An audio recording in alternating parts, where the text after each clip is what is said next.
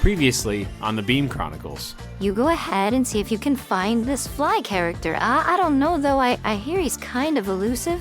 It'd be a shame if you couldn't find him, or he just kind of, got away. You want to join Beam? Yes. After we killed your whole family? Yes. Why? I wish to join precisely because you have killed my whole family. I have nothing else in the world that I love, nothing left to fight for, and I am afraid to die. I did used to be completely human at one time. Really? When was that? Do you remember it being human? I do not remember it because I was a zygote. Welcome to Beam, Agent Kovorski.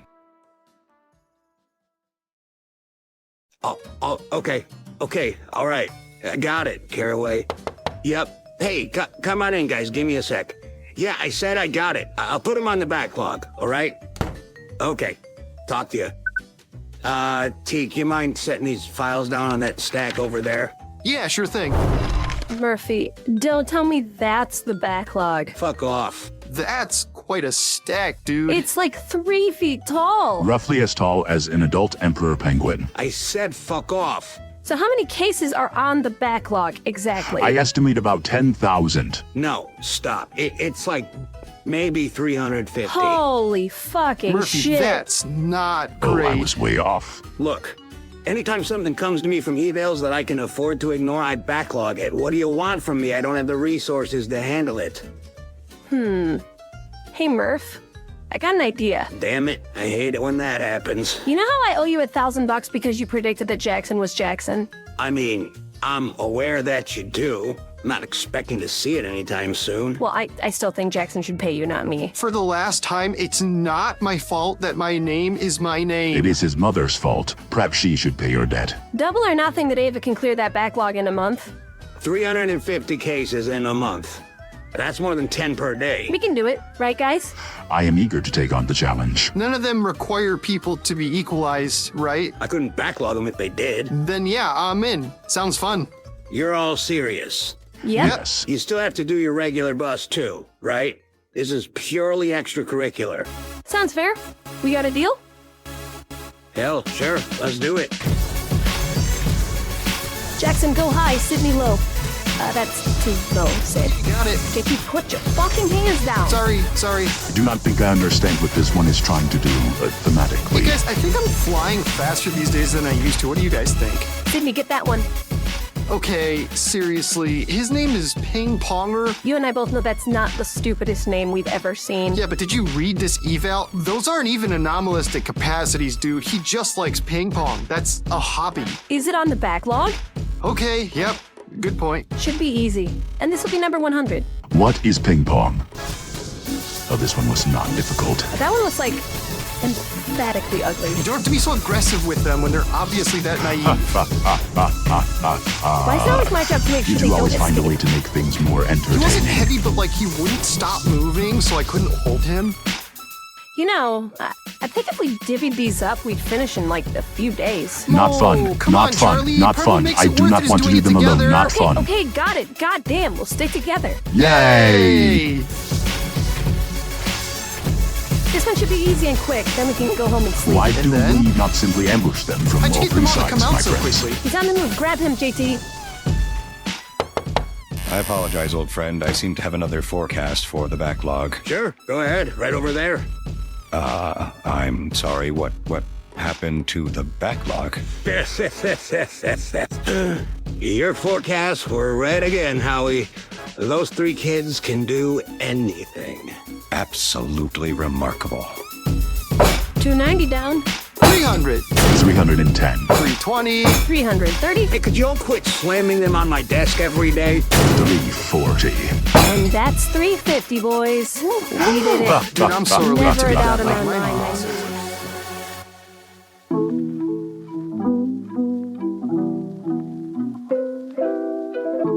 These are the Beam Chronicles with your host, MJ Dooney.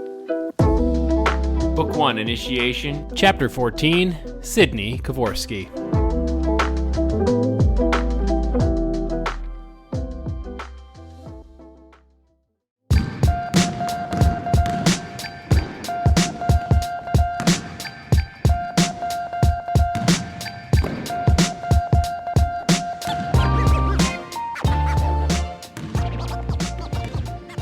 Jackson first asked me to play this game, basketball, I thought it was very stupid.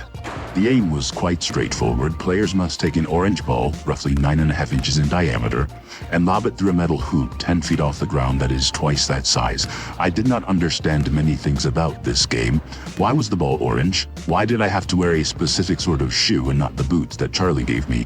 Why was launching the ball on the precise trajectory so that it penetrated the hoop a more notable occurrence than any other trajectory? And yet, this was how one accumulated points. A player's worth was determined entirely by how many times he could accomplish the arbitrary feat of putting a ball into a ring.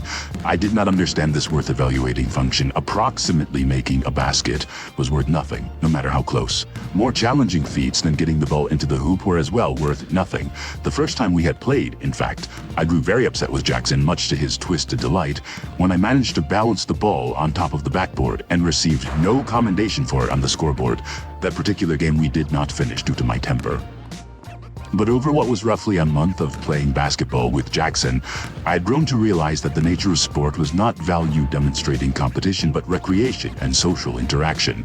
One time, after I had made a basket, Jackson told me it was a nice shot.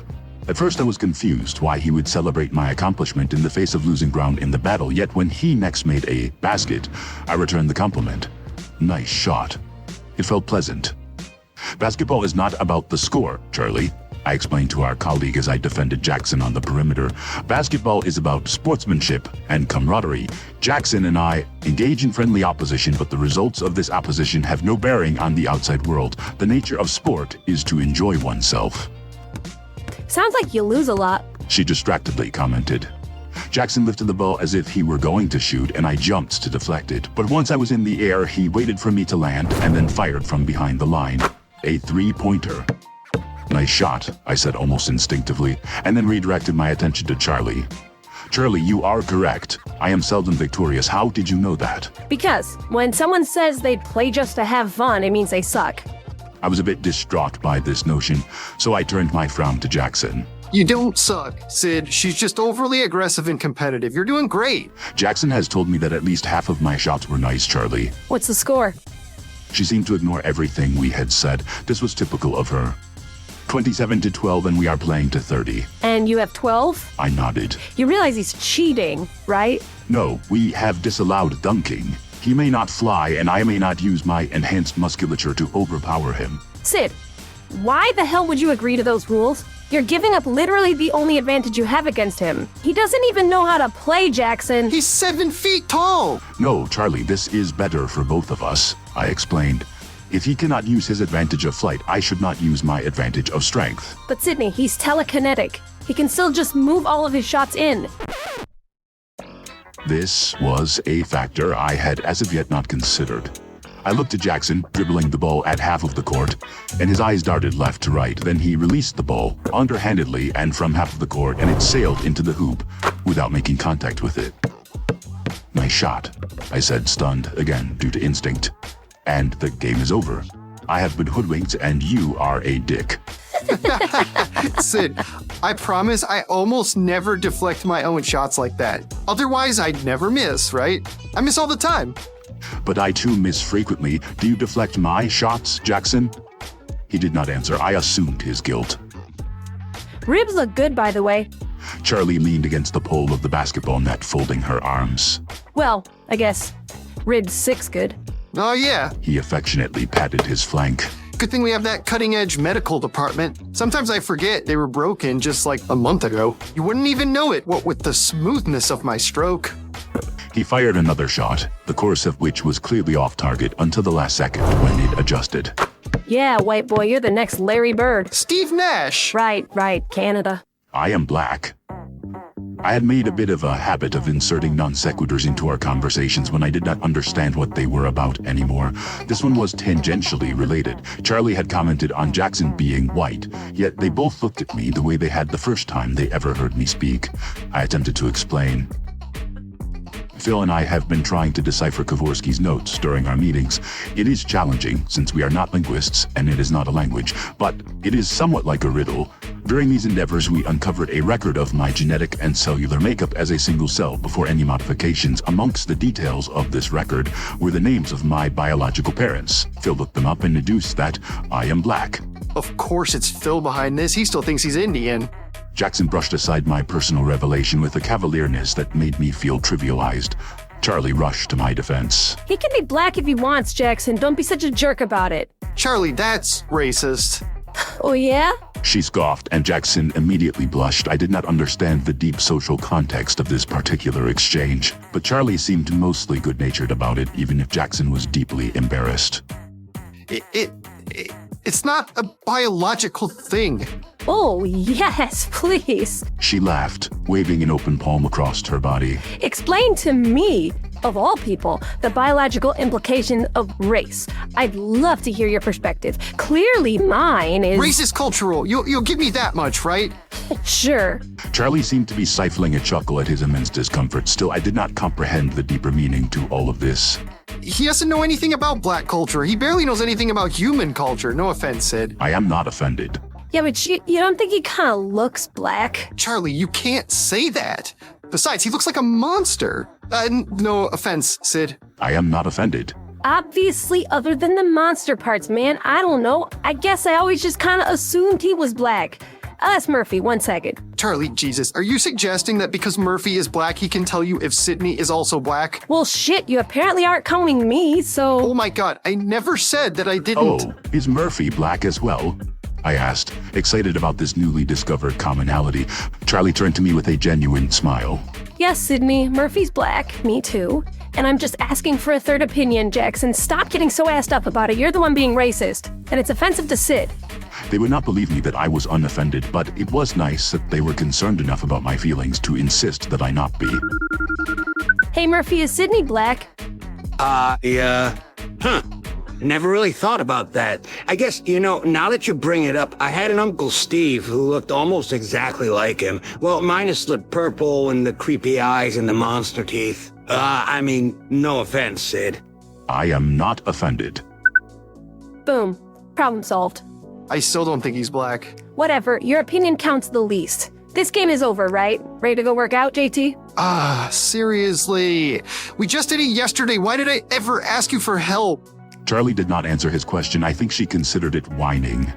Sid, you want to join us? I know you don't exactly need the workout, but for company and stuff, we'd love to have you. Thank you, Charlie, but I must decline. I have a meeting with Phil in about 15 minutes anyway.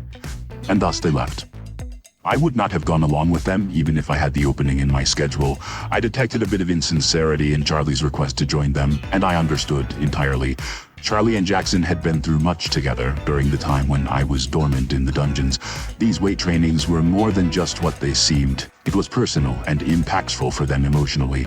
I did not wish to insert myself between them during this sort of thing. Perhaps one day, I would have my own personal and impactful rituals with Jackson and Charlie. And surely such rituals were already in development 1 month into my new life. But for now, I instead had 15 minutes alone.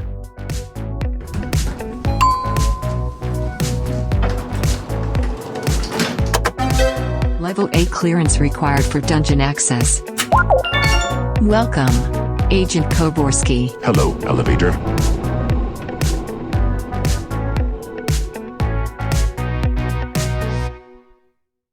Beam was a good home. As a child growing up in Dr. Kovorski's laboratory, I was marginalized. Even amongst my savage and beast-like brothers, many of whom could not even speak, I was a terrifying monstrosity. Perhaps it was because I was so intelligent and civilized, practically human, and to their animalistic brains, I was the terror and not them. My father always assured me that eventually they would accept me. They were only afraid, but I waited 17 years and they never did. I suppose this is not without some fault landing on me. There were occasions when I gave them very little reason to trust me. Beam was not like this. My colleagues in Ava were accepting of me almost immediately. Admittedly, even they had their reservations at first. My relationship with Jackson began when he hit me with a bed. My relationship with Charlie began when she shot me 3 times. But 1 month later, and these 2 people were my closest companions. Perhaps there was some merit to my father's advice. They were only afraid. Eventually, they wholly accepted me as their partner and their friend. Many of the equalizers that were not members of Ava transitioned much slower than Jackson and Charlie. But as I proved myself in the field and treated them with kindness over the course of a month, they had begun to warm up to me. There were very few people in any department at Beam whose name I did not know. Off the top of my head, there were only two: a gentleman in accounting who barely spoke English and brought me donuts on Fridays, and an evaluator called El Lobo, which simply could not be a real name. Regardless, nobody was ever mean to me, even if they were scared. It was a good home, but Beam was not my home. It was missing something. Very specific. Dungeon level. Howie had told me that I could never see my father, and I had told my father that I would never speak to him again. But from the world I had left behind, Dr. Kovorski and I were all that was left. I hated him with every fiber of my existence, but he reminded me of things I had lost and could never see again.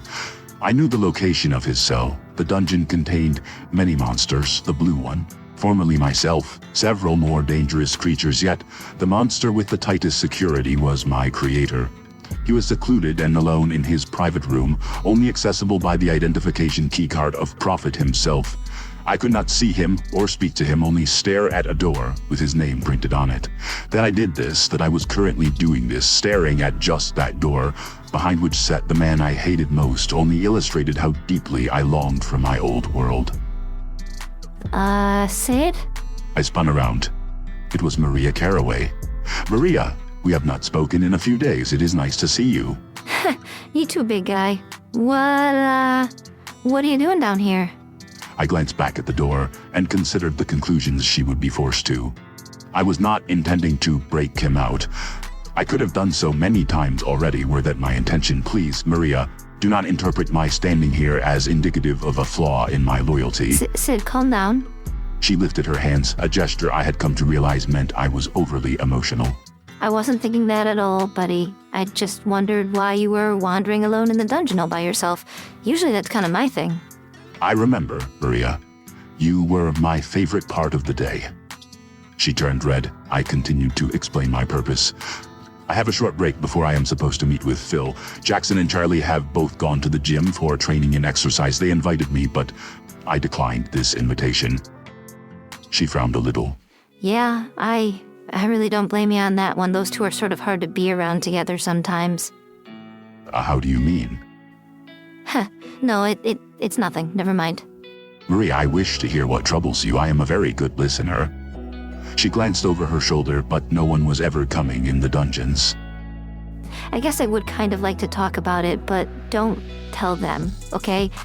I'm probably just being a paranoid girlfriend and all. This is about jealousy. You are jealous? She ashamedly winced. Maybe a little. I threw my head back to laugh. Maria, that is preposterous. Jackson is quite fond of you. He has told me this in very specific detail, but I have been instructed that as his male comrade, these are things I am supposed to keep a secret from you. I know that. I'm pretty sure he's told me too. It's just, I don't know, it's worrisome a little. Like, I know we've only been dating for a few months, and I know they work together and have slayed dragons or whatever. They're close, and that's perfectly fine with me. It's not that I don't want them hanging out or that I think Charlie's consciously trying to steal him away. It's nothing that catty and ridiculous. It's just that I love Jackson and I love Charlie, but they should not get along at all. And they're like best friends. Is it bad that that bothers me? You were correct when you said you were paranoid. Jackson and Charlie are far from romantically interested in each other. I have first-hand knowledge of this. Rarely do we complete a skirmish without them skirmishing verbally as well. But that's just it. They're so passionately against each other, and then they make up like it was nothing. Like that fire, that intensity, positive or negative, they both feel so strongly about it. It makes me nervous. I don't know. Like they were meant to be together, and I'm just gumming it up. If they were meant to be together, then the universe is a very disoriented place. She smiled, but sadly. Isn't the universe a very disoriented place? Your love is safe, Caraway. They care about each other deeply, but it is the sort of caring I am very familiar with. Trust me, they are like siblings. The concepts I was expressing were intended to ease Maria's mind, but even if they had succeeded, they reminded me of the tumult of my own. Maria surely noticed my discomfort. Sometimes I would forget that the people I lived with now, Caraway included, were there on the day my old life fell to pieces.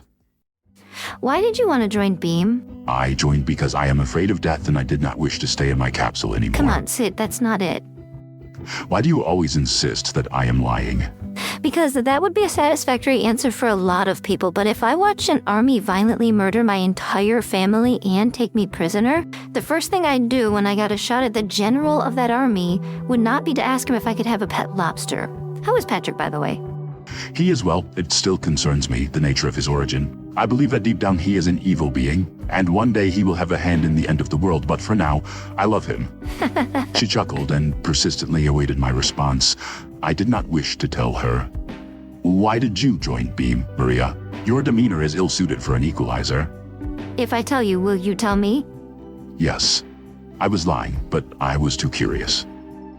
All right, well... She sunk to the floor beside my father's door and patted the ground, indicating that I should join her, so I did. My dad was a cop. So the whole time I was growing up, all I ever wanted to do was be a cop. Then one day, when I was 10, Tanaka.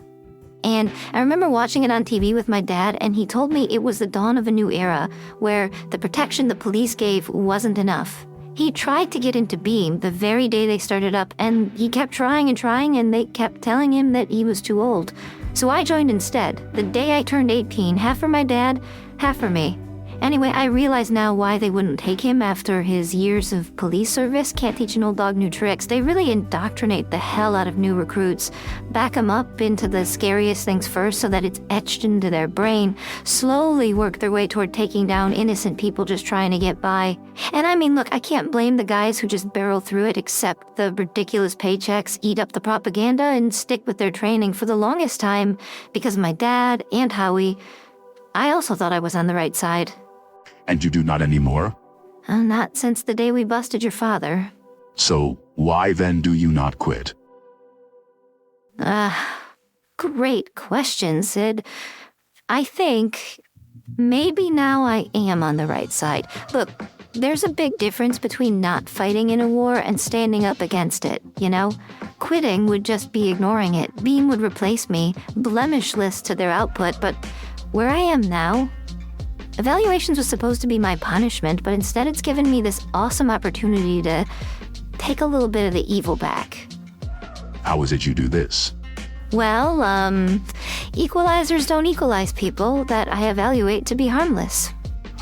Maria, do you sometimes do this when it is not true? Sometimes. She grimaced apologetically. Please don't tell anyone. If Howie ever finds out I let people slip by, he'd probably kill me, like actually kill me, but at least for the time being, I'm decreasing the hate machine's thrust just a little bit. Like, maybe it's better than just not participating at all, and I know a lot of times there's nothing I can do, and I just pass anomalies along to get equalized anyway, but that would happen without me, right? So the ones I can save are, like, safe because of me. Caraway's list? I don't know. Maybe I'm just afraid of death and have rationalized this too much. I think if that is the case, your rationalization is convincing. You are very brave, Maria, and your secret is surely safe with me. Thank you. Anyway, that's me. Story time, you promised. Why'd you join? I shamefully broke eye contact. I do not wish to tell you. No, Cidney, come on, you promised. You will think that I am evil. After what I've been through, I don't think anyone's evil anymore. No judging, all right? It's not my thing. Look, obviously, something is bothering you if you're coming down here to stare at a door like that. Maybe you should talk about it for your own good. I'm also a pretty good listener, and I promise I won't tell anyone. Even if you just get off on killing people, and you're a malevolent prick who's good at acting. Hey, I told you like 3 secrets today already. You owe me at least one. But I am worried that the thrust you deprive of this hate machine is somehow negated by the thrust I am adding by selfish motives. Just open up, man. You'll feel better. I glanced at the door above and behind me and stood up, fingering the letters adorning the nameplate. Perhaps it was better to tell Maria than to long for a man I despised. Fine. My story is as well a story about my father. I mentioned to you before that I was his crowning achievement, his greatest creation, and he raised me as such. He brought me up civilized and humanized, introduced me to culture and people and the world. It was his wish one day, after his dreams of global conquest were satisfied, that I would be his successor. I shared this wish because I knew nothing else, but in order to ensure that one day I could be accepted as a king of men, Dr. Kovorski had to teach a little monster how to be one. In doing so, he sealed his fate. Had he not tried so hard to deprive me of my savagery, had he left me to wrestle and bite and howl with the rest of my siblings, I would not have gained the perspective to discover what savagery was. I would not have recognized it on that day of his battle with Beam, as he massacred and slaughtered his own children to save himself. I realized then that he had created us, all of us, simply for this purpose: to fall for his cause, to die like pawns in a chess game. We were the sacrificial means to his end, and he sent us to our demise, lied to us, broke his promises, all merely to win this arrogant game of strategy. I could feel every waking muscle begin to tremble as I recounted that day, glaring into the nameplate on the door of my father's prison. Kovorski, it read, a name I shared and wished I could give back. Maria stood up and touched my subtly quivering shoulder, and I unclenched my fist, proceeding with my story. There is a question I have concerning chess, and it is analogously appropriate to all of this. When the game ends, when the Black King is in checkmate, and yet one Black Knight remains, what becomes of that piece? Does he just return to the box with all of the fallen pawns? He is untaken, unbeaten, and yet paradoxically far more lost than the rest, forever alone to wallow in the just demise of his egotistical king. I was my father's Black Knight, and when the dust settled, I had survived, alone, unbroken, but vanquished and destroyed beyond the level of all of the other dead monsters. My brain was blank. People will often say, I lost everything in frivolous hyperbole, but for me, it was no exaggeration. I grew up only knowing one man. My father was my God, and I had placed my faith and trust in him entirely and incontestably. He is the one who dashed it onto the floor of his laboratory by marching his children into an unwinnable war like lambs to the slaughter. He is the one to blame for my life falling apart. You ask me why I did not kill Howie the instant the opportunity presented itself, but it is not the White King's fault when the Black King falls. Howard Prophet and the equalizers of Beam did not take the love I had for my father away from me. My father accomplished that feat on his own. I covered his name with my hand, and for some odd reason it felt better, as if without the immediate physical evidence of his existence I could convince myself that I had simply made him up. But when I pulled my hand away, the boil returned to my blood. I hate him. My hatred consumes my every desire. You were correct in assuming that I crave revenge for that day, but it is against my father, not Howie, and the knowledge that I, his greatest creation, his heir apparent, his Black Knight, am serving the man who destroyed him, the man who stood between him and his conquest, his greatest foe. If this knowledge gives him even the slightest bit of torture, alone in that room the way I was tortured alone in mine, then it is worth it. The innocence that I kill, my own damnation, I accept it all just to make him feel a single ounce of the betrayal that he has made me feel. It is selfish and wrong, but I cannot stop myself. I am deeply sorry, Maria, if this makes me a monster. I believe that I was born that way.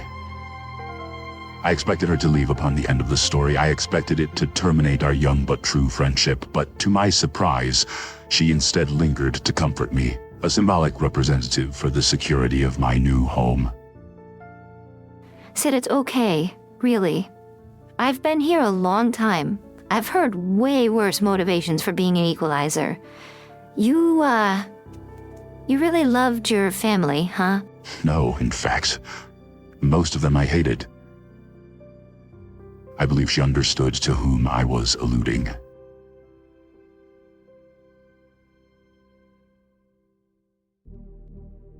Cidney, have you ever told Phil about all of this? No, I do not understand why this story is relevant to the Research and Technology Department. Well, it's not, but I mean, I feel like if anyone would understand how you feel about your dad and your siblings, it would be Phil, you know?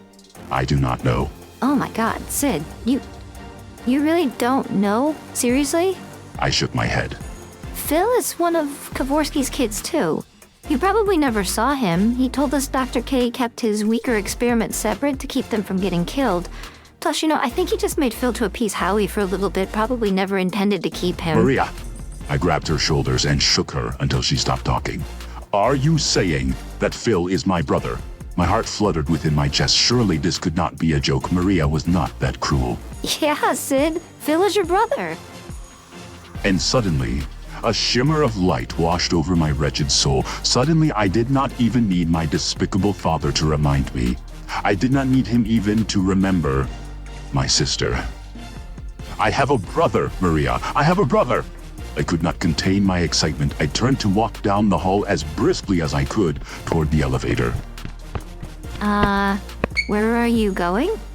In my haste, I had forgotten all manners. I scuffled back to her. Maria, I apologize for my rudeness. I have an appointment with my brother in a few minutes. Ha! My brother! I know I will be early, but that is my intention. I want to give Phil a hug. If he is my brother, then I want to hug him. She laughed, but I was not joking. This was very typical of most people in my new home.